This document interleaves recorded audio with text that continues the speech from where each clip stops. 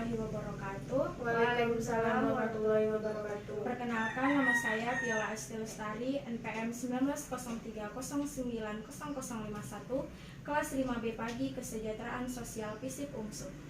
Di sini saya akan memaparkan pembelajaran yang terakhir tentang perlindungan anak dan human trafficking atau perdagangan manusia. Nah, tentu saja akan saya mulai. Yang pertama ialah pengertian perdagangan manusia, yaitu dengan korban yang dikategorikan sebagai anak-anak atau orang yang berusia 18 tahun ke bawah sebagai perekrutan, pengiriman, pemindahan, penampungan, atau penerimaan seseorang dengan ancaman atau penggunaan kekerasan atau bentuk-bentuk lain dari pemaksaan, penculikan, penipuan, kebohongan, atau penyalahgunaan kekuasaan dengan menerima pembayaran atau memperoleh keuntungan dengan memberi harapan-harapan yang tidak jelas. Nah, yang kedua, eksploitasi, yaitu pelayanan paksa, perbudakan, perhambaan, atau pengambilan organ tubuh. Eksploitasi harus mencakup sedikitnya pelacuran atau bentuk-bentuk eksploitasi seksual lainnya, kerja atau pelayanan paksa, perbudakan, atau praktik serupa dengan perbudakan, penghambaan, atau pengambilan organ tubuh.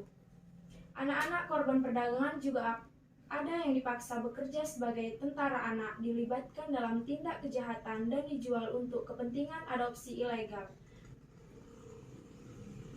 Adapun bentuk-bentuk perdagangan manusia di Indonesia yaitu buruh migran, seperti orang yang bermigrasi dari wilayah kelahirannya ke tempat yang baru, kemudian bekerja dalam jangka waktu yang relatif menetap.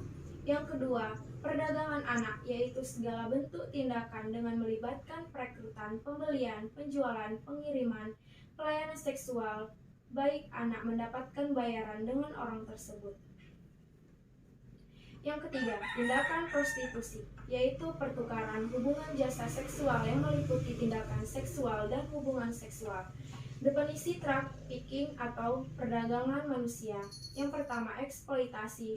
Yang kedua, eksploitasi pekerja. Yang ketiga, perekrutan. Yang keempat, agen. Yang kelima, broker. Yang keenam, kerja paksa. Yang ketujuh, penghambaan. Yang kedelapan, perbudakan. Yang kesembilan, pekerja seks komersial.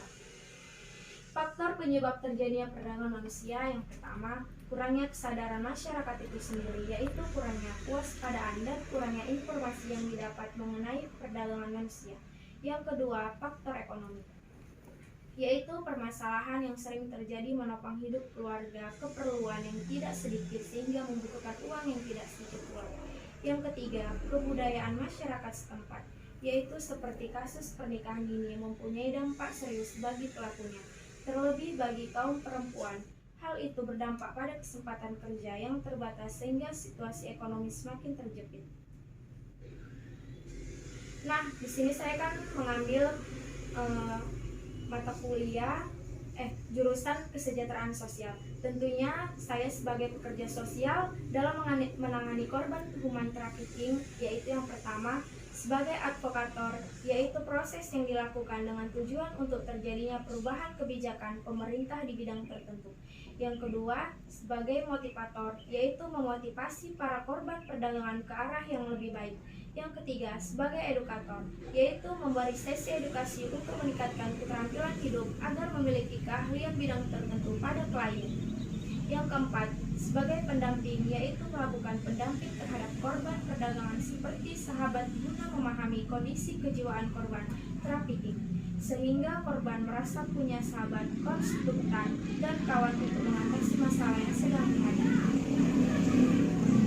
Nah, adapun solusi untuk perlindungan anak dan perdagangan manusia, yaitu yang pertama, meningkatkan kesadaran masyarakat melalui penyuluh pemuka agama dan pemerintah.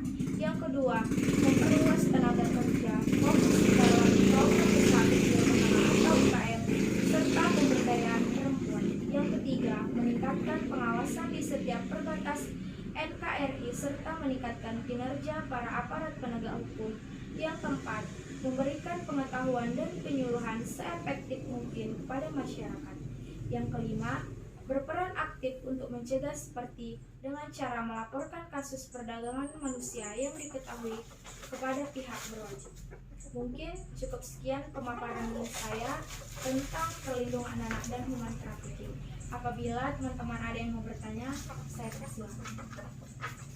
Saya ingin bertanya, Ya, apa yang dimaksud dengan eksploitasi dan bentuk-bentuk utama serta contohnya?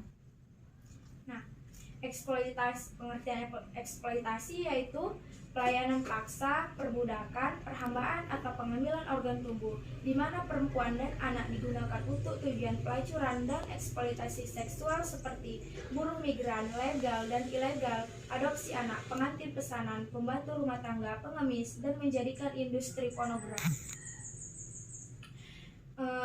Bentuk-bentuk eksploitasi seksual anak lainnya termasuk pariwisata seks anak, dan dalam beberapa kasus adalah perkawinan anak. Anak-anak juga dapat dieksploitasi secara seksual dan komersial dengan cara-cara lain yang lebih kabur seperti perbudakan di dalam rumah atau kerja. Seorang anak dikontrak untuk bekerja, tetapi majikan percaya bahwa anak tersebut juga dapat dimanfaatkan untuk tujuan-tujuan tertentu.